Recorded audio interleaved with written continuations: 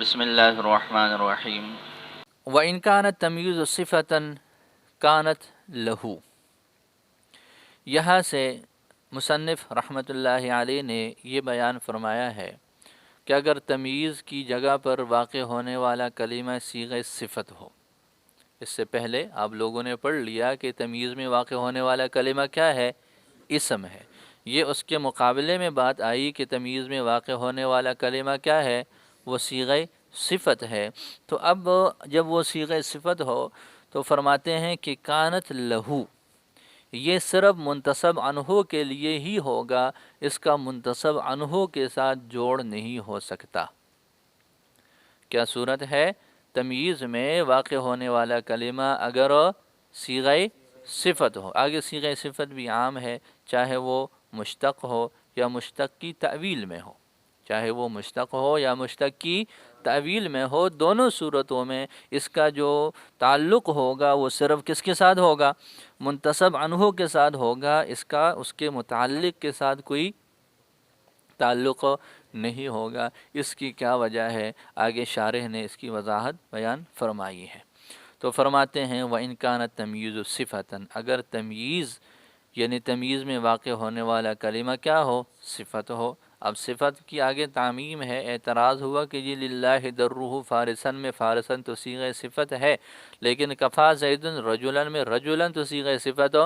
نہیں ہے، اس کا یہ حکم ایک جیسا کیوں ہے؟ تو فرمایا او مؤولتن بہا، یا پھر اس کا صیغہ صفت کی تعویل میں ہو وہ، تو فرماتے ہیں کہ وہ مشتق ہو للہ درہ فارسن میں، جیسے فارسن اسم فاعل کا صیغہ، او مؤولتن بہا، یا پھر یہ ہے کہ وہ کیا ہو؟ وہ صیغہ صفت کے ساتھ مؤول ہو، جیسے کفا زید رجلن، اس میں یہ جو رجل ہے اس سے مراد کامل پھر رجولیہ مراد ہے، رجل سے مراد کامل پھر رجولیہ مراد ہے، تو کفا زید کاملا پھر رجولیہ، یہ رجلن یہاں اس معنی میں ہے، تو یہ مشتق کی تعویل میں ہے۔ کانت لہو، یہ جو صیغہ صفت ہے یہ اسی کے لیے ہے، ہو ضمیر کے مرجع کو ذکر کیا، لمن تُصِبَ عنہ، یعنی یہ منتسب عنہ کے ساتھ اس کا تعلق ہوگا، لا لمتعلقہ، نہ کہ اس کے۔ تو متن کا خلاصہ کیا نکل آیا کہ جی اگر تمییز میں واقع ہونے والا کلمہ صیغہ صفت کا ہوگا تو پھر اس کا تعلق صرف منتسب عنہ سے ہی ہوگا، اس کا اس کے متعلق کے ساتھ کوئی تعلق نہیں ہو سکتا۔ اس کی وجہ کیا ہے؟ اس کی وجہ یہ ہے کہ جی یہ صیغہ صفت ہے، اور صیغہ صفت میں آپ لوگ اس سے پہلے کئی مرتبہ یہ پڑھ چکے ہو کہ جی یہ لفظ صیغہ صفت کا ہے، اور صیغہ صفت متقاضی ہوتا ہے موصوف کا، پڑھا ہے نا کئی مرتبہ پر، اس وجہ سے موصوف وہاں پر نکالا ہوا ہوتا ہے۔ تو اسی طرح یہاں پر بھی یہی صورت ہے کہ یہ صیغہ صفت کا ہے، اب صیغہ صفت یہ متقاضی ہوتا ہے کس کا؟ موصوف کا۔ اب موصوف جب ہم اس کو بنائیں گے تو ہمارے سامنے دو چیزیں، منتسب عنہ اور اس کا متعلق۔ اگر منتسب عنہ بنائیں گے تو وہ لفظوں میں موجود ہے،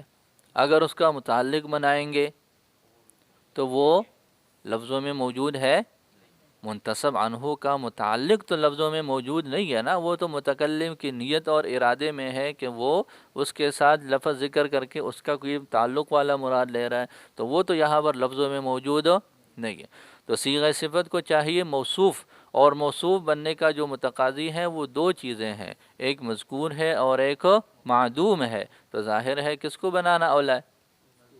مذکور کو بنانا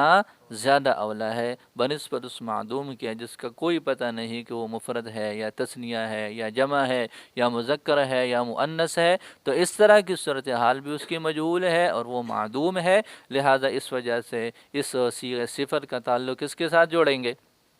مذکور کے ساتھ، اور مذکور جو ہے وہ کیا ہے؟ وہ منتسب عنہ ہے۔ تو کانت الصفت صفتا لہو، یہ جو صفت ہے یہ صفت ہوگی کس کے لیے؟ اسی کے لیے، کس کے لیے؟ لمن تُصِبَ عنہ، یعنی منتسب عنہ کے ساتھ اس کا تعلق ہوگا، لا لمتعلقہ، نہ کہ اس کے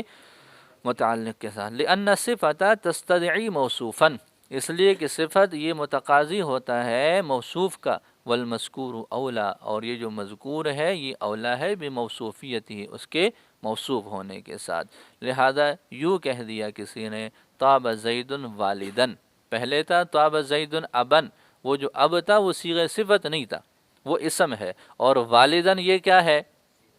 معنی تو ایک ہے لیکن الفاظ الگ الگ ہیں، تو یہ والدن آ گیا، تو یہ کان الوالد زیدن۔ اب یہاں پر یہ جو والد ہوگا کون ہوگا، یہ صرف یہی زید ہی مراد ہوگا، یہ مراد نہیں ہوگا کہ جی زید کے والد جو ہیں وہ مراد ہے۔ تو فرماتے ہیں کہ ولا يحتمل ان يكون والده، یہ کوئی احتمال نہیں ہے کہ اس سے مراد کون ہو، یہاں پر اس کا والد ہو۔ بخلاف الاسم، بخلاف اسم کے، جیسے ابن کے بارے میں آپ لوگوں نے پڑھ لیا، آگے اس کا بھی وہی حکم ہے کہ یہ صیغہ صفت جو ہوگا یہ مطابق ہوگا کس کے، جس کے ساتھ اس کا تعلق ہونا ہے۔ کس کے ساتھ تعلق ہونا ہے، منتصب عنہ کے ساتھ ہی ہوگا نا، تو منتصب عنہ جیسے ہوگا یہ بھی اس کے ساتھ ویسے ہی جڑ جائے گا، مفرد تثنیہ اور جمع میں۔ ہاں البتہ یہاں پر بھی وہی حکم ہے، اگر وہ کیا ہو، وہ جنس ہو تو پھر مفرد ہوگا، اور اگر جنس کے بھی انواع مراد ہو تو پھر اس کو بھی تثنیہ اور جمع لایا جائے گا۔ وطبقہ میں جو وطبقہ ہے، اس کی کچھ لفظی وضاحت ذکر کی ہے کہ یہ جو واو ہے یہ واو بمعنی مع کے ہوگا،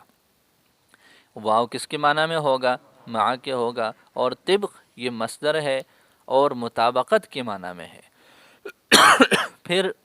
آپ لوگ پڑھ چکے ہو کہ یہ جو مصادر ہوتے ہیں یہ مضاف ہوتے ہیں، تو ان کا جو مضاف الیہ ہوتا ہے یہ کبھی تو ان کا فاعل ہوتا ہے اور کبھی ان کا مفعول ہوتا ہے۔ اب آگے اس کی وضاحت ذکر کر رہے ہیں کہ یہ ہو ضمیر اس کا فاعل ہے یا پھر اس کا مفعول ہے، اور اس کا فاعل پھر کون ہوگا یہ وضاحت ذکر کی ہے۔ تو وطبقہ الواو بمعنی مع، واو مع کے معنی میں، ایک تو یہ بات ذکر کر دی۔ وطبق مصدر بمعنی المطابقہ، اور طبق یہ مصدر جو ہے وہ کس کے معنی میں ہے، مجرد مزید فی کے معنی میں ہے، یہ بتانا مقصود ہے۔ اب آگے اس کا معنی ذکر کر رہے ہیں، کانت الصفۃ صفۃ لہ، یعنی یہ جو صیغہ صفت ہے یہ صفت ہوگا کس کے لیے، منتصب عنہ کے لیے، مع مطابقتها ایاہ، یہ جو ایاہ ہے اس سے یہی طبقہ کی جو ہو ضمیر ہے وہ مراد ہے، ٹھیک ہو جائے گا۔ اور جب ہم یوں تعبیر نکالے مطابقتها ایاہ، مطلب مطابقت مضاف ہے، آگے اس کا جو فاعل ہے وہ ہا ضمیر ہے، اور یہ ہو ضمیر نہیں ہے، ٹھیک ہے، ہا ضمیر سے مراد صیغہ صفت ہے۔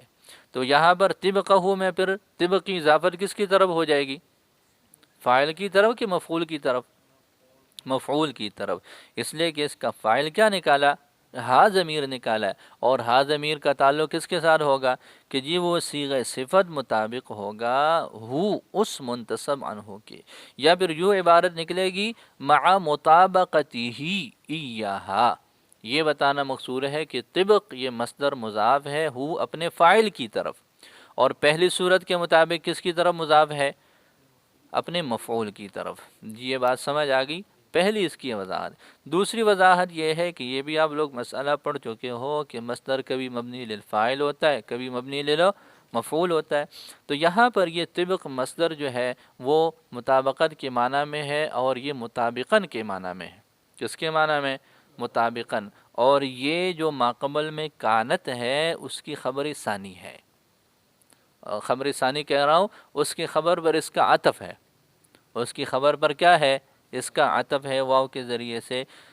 تو یہ اس کی وضاحت ہو سکتی، پوری عبارت یوں ہو جائے گی کہ کانت لہو و مطابقاً لہو، کانت لہو و مطابقاً، تو پوری عبارت کیا ہو جائے گی، کانت الصفۃ و صفۃ لہو و مطابقاً لہو، ہاں، صفۃً یہ خبر اول اور مطابقاً یہ خبر ثانی، عطف کے ذریعے سے اس طرح یہ دونوں جڑ جائیں گے۔